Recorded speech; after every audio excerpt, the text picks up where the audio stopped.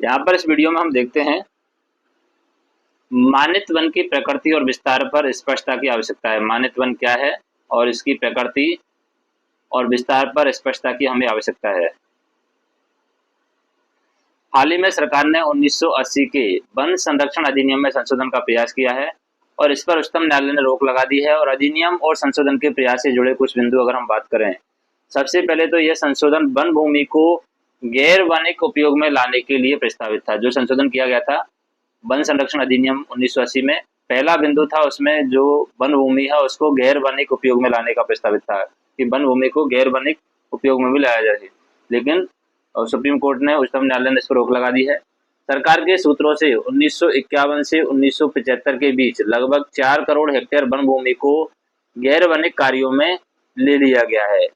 अगर सरकार की बात करें तो 1951 से सरकार बोल रही है कि 1951 से 1975 तक क्या है, 4 करोड़ हेक्टेयर वन भूमि है उसको गैर वनिक कार्यों में ले लिया है।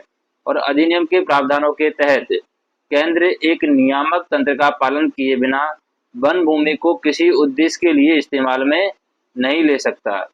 तो केंद्र ने अपनी उपलब्धि के रूप में बताया है कि 1981 से 2022 तक 1981 से 2022 तक वन भूमि के गैर वनिकी वार्षिक विचलन में लगभग 22,000 हेक्टेयर की कमी आई है। कानून के प्रावधान बड़े पैमाने पर भारत वन अधिनियम या अन्य राज्य कानूनों के द्वारा मान्यता प्राप्त वन क्षेत्रों पर लागू होते हैं, लेकिन तमिलनाडु में गोरावर्धन चिरुमुलाद मामले में न्यायालय ने संरक्षण के योग्य वन क्षेत्रों के बारे में विस्तृत दृष्टिकोण अपनाया है, जिसमें कहा गया है कि वनों के स्वामित्व का वर्गीकरण किए बिना ही उनकी रक्षा करनी होगी। और इस निर्णय से मानित वनों व उन इलाकों की अवधारणा सामने आई है जिन्हें सरकारी या राजस्व रिकॉर्ड में वर्गीकृत नहीं किया गया है। राज्यों को उनकी पहचान करने के लिए भी कहा गया है और निर्णय के 28 वर्षों के बाद भी कुछ ही राज्यों ने ऐसा प्रयास किया है। अब केंद्र का संशोधन किस दिशा में था उसकी अगर हम बात करें तो केंद्र ने संशोधन का प्रयास अधिनियम में स्पष्टता लाने के लिए किया है, क्योंकि दर्ज वन भूमि के ऐसे बड़े हिस्से थे जिन्हें पहले ही राज्य सरकार की अनुमति से गैर वनिकी उपयोग में लाया जा चुका है।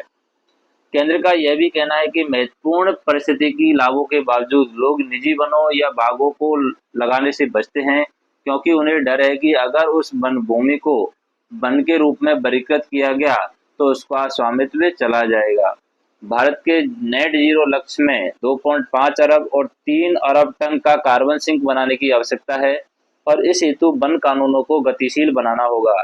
सरकार ने नियमों के दायरे से डीम्ड फॉरेस्ट को हटाने का प्रयास किया है, यानी कि जो वन पहले से सुरक्षा के दायरे में दर्ज नहीं है उन्हें बाहर रखने का प्रयास किया है। अब राज्यों को अप्रैल तक डीम्ड वनों या वन माने जाने वाले योग्य क्षेत्रों को आंकलन करके उन्हें केंद्र के पास भेजना है। केंद्र सरकार इसे इकट्ठा करके सार्वजनिक करेगी और इसके बाद न्यायालय अपना अंतिम निर्णय देगा। केंद्र का अनुमान है कि वृक्षारोपण के निजी प्रयासों की अपर्याप्तता के कारण कार्बन सिंक का लक्ष्य पूरा नहीं हो पा रहा है। अब जमीनी वास्तविकता का निष्पक्ष मूल्यांकन करके इस बहस को हमें आगे बढ़ाना चाहिए।